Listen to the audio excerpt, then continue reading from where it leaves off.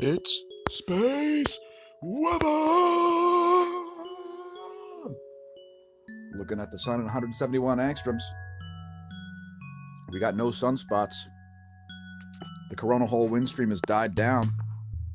The rising active region isn't looking as active as it did yesterday. And the Earth-facing active region, well, still not a sunspot. It doesn't look like it's going to form into one anytime soon. Look at some other views. 304 angstroms. Some interesting filamentary activity in the northeastern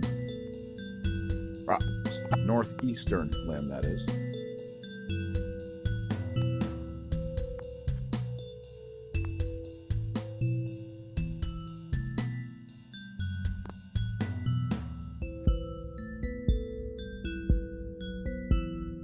Let that play through.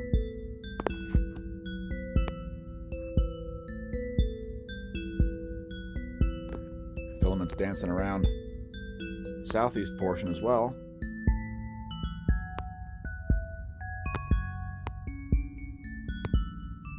And let's look at the 193 angstroms view, as it will show us the coronal hole situation, which we're expecting a magnetic connection from at any time. Keep an eye on that phi angle. It's going to be something like 100 degrees.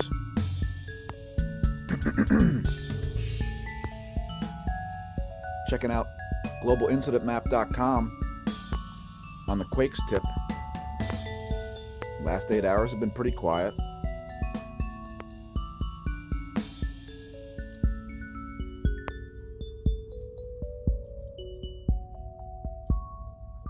Indonesia, Georgia, Philippines, Iran, Mexico, Japan, and China. Got a 3.5 in California and a 4.7 in Chile. Nothing significant. Let's check out the data at spaceweathernews.com. Now that we're out of that coronal hole wind stream, we're also seeing a reduction in X-ray flux, an indication that the active regions near the eastern portion of the sun are not as strong as they were yesterday. BT-BZ is a little bit divergent there, and we know a very low BZ angle can equate to earthquake, so as that new coronal hole connects, earthquake risk will come up. We've had the highest magnetometer spike yesterday that we've had in weeks, getting over 150 nanotesla. KP index is back down to 2. It was as high as 6 yesterday when we did yesterday's update. And after the lowest electron flux that we've had since July, now we're right back into a high electron flux status. Approaching 10 to the 5th up there. Probably getting a little bit of charging hazards, as you can see in all of these. Satellite charging hazards galore. And the F2 ionosphere layer is looking pretty normal. Let's go to random facts. Head to soundclick.com/goldencapproductions. Because we've been music producers for quite a while. Check that out. You can even stream or purchase the song you're currently listening to.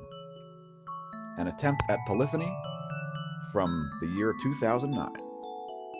Now, let's do a random space fact. The Parker Solar Probe's first perihelion should have occurred at about 10:28 p.m. last night. Now,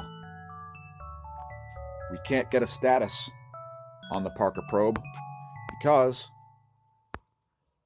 the sun's radio frequencies drown out transmissions.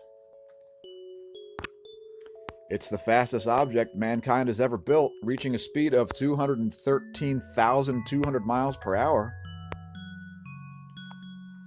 It's going so fast that we have to include the units in miles per hour relative to the sun, because we're getting on solar systemic scale speeds here.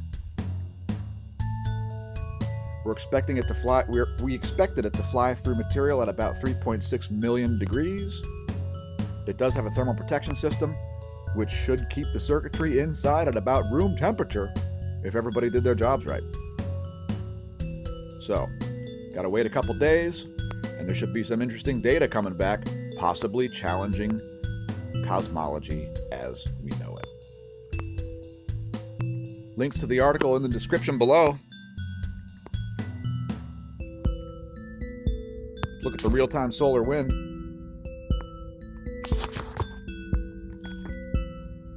Okay, so the BT-BZ is actually kind of convergent there. We're getting a phi angle. It looks like there's a phi angle signal coming in at 128, so that could very well be the incoming coronal hole. Solar wind speed density is down back below 10. Last I checked, it was around 6. And the solar wind speeds come back down to below 500 kilometers per second. Here's a location of your planets, if you're concerned about it. You can still turn to the outer portion of the solar system and look straight up Uranus. Or you can look inward at Venus, which is now gaining on the Earth a little bit, as is Mercury.